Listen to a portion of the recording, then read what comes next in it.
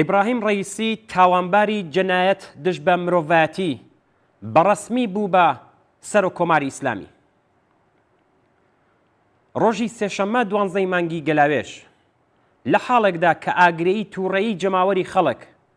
لە شوێنە جۆراوجۆرەکانی ئێران دژ بەگشت ڕژیمی ئیسلامی هەروە گەشایەوە، ڕەیسی واتە ئاخوندێک کە لە ئیعدامی هەزاران بەندکراوی سیاسیدا ڕۆڵی سەرەکی بینیوە، حکمی سەرۆک کۆماری خۆی لە عەلی خامنەئی وەرگرت. هاوشێوەی ئەم ڕێوڕەسمە سبەینێ پێنجشەممە لەناو مەجلیسی ئیسلامی ڕژیمدا بەڕێوە دەچێت. ئیبراهیم ڕەیسی وەک نوێنەری دادستانی تارانی ئەندامی هەیئەتی مەرگ بەرپرسی دەرکردنی حکمی ئیعدامی هەزاران بەندکراوی سیاسی لە مانگەکانی گەلاوێژ و خەرمانانی ساڵی 1367 هەتاویە. لە مێژووی 40 چەند ساڵەی دەسەڵاتی ئیسلامیدا هیچ سەرۆک کۆمارێک بەم ڕادەیە نەکەوتوەتە بەر نەفرەتی خەڵک لە ناوخۆی ئێران و شەپۆلی ڕوو لە گەشەی ناڕەزایەتی ئێرانیانی دەرەوەی وڵات و گروپ و ڕێکخراوە جیهانیەکانی مافی مرۆڤ. بۆ نمونە ڕێکخراوی هەواڵنەری بێسنوور بەم بۆ نەوەنووسی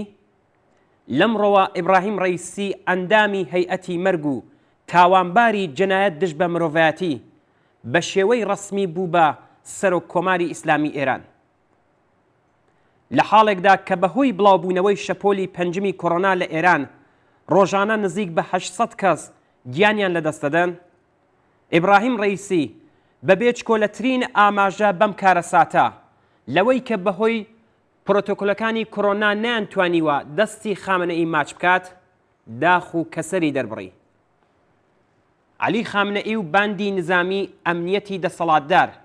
کە ئاسۆی سیاسی ڕژیمی ئیسلامی لێڵ دەبینن،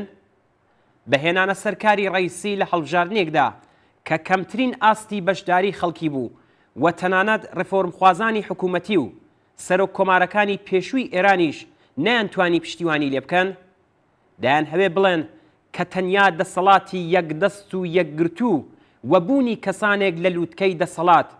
کە پێشینەی مرۆڤکوژیان لە ئاستی هەزاران کەسیدا هەیە دەتوانن بارودۆخەکە هێوەر بکەنەوە و کەشتی ڕژیم لە نقمبوون دەرباس بکەن. بەڵام هەر ئەم تێگەشتنە ساویلکەیە نیشانی دەدات کە دار و دەستەی دەسەڵاتدار نە لە مێژوو شتێک فێربوون و نە لە ناوەڕۆکی ئەم بارودۆخە تازەیە دەگەن. 44 ساڵ لەمەوبەر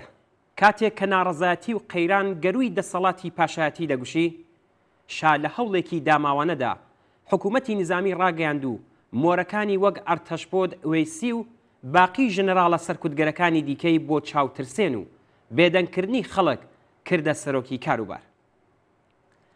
ئاکامی ئەم هەوڵەی شاد سەرشۆڕی بوو و زۆری نەخایان کە ناچار بە پاشەکشە بوو و پەنای بۆ کەسێکی وەک شاپووری بەختیار برد کە ئەویش یەکجار درەنگ بوو و کارساز نەبوو.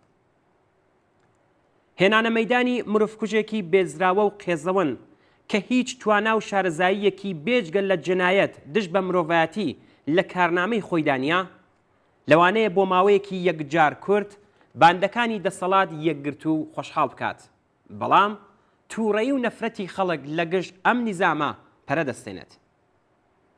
ئەگەر کێشەی کۆماری ئیسلامی وەک ساڵی 1367 هەتاوی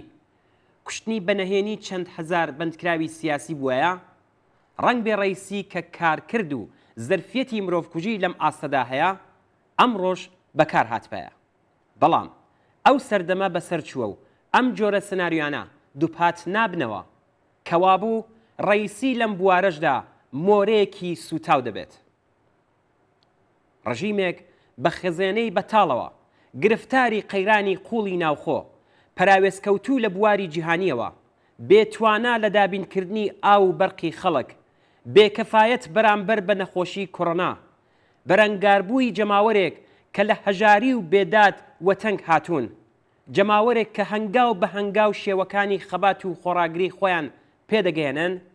جەماوەرێک کە چیتر تند و تیژی و سەرکوت چاوترسێنیان ناکات و فێر بوون کە چۆن مانگرتنی بەرین و سەرتاسەری هێزە سەرکوتگەرەکان زەوینگیر دەکات، واها ڕژیمێک بەواها جەماوەرێکەوە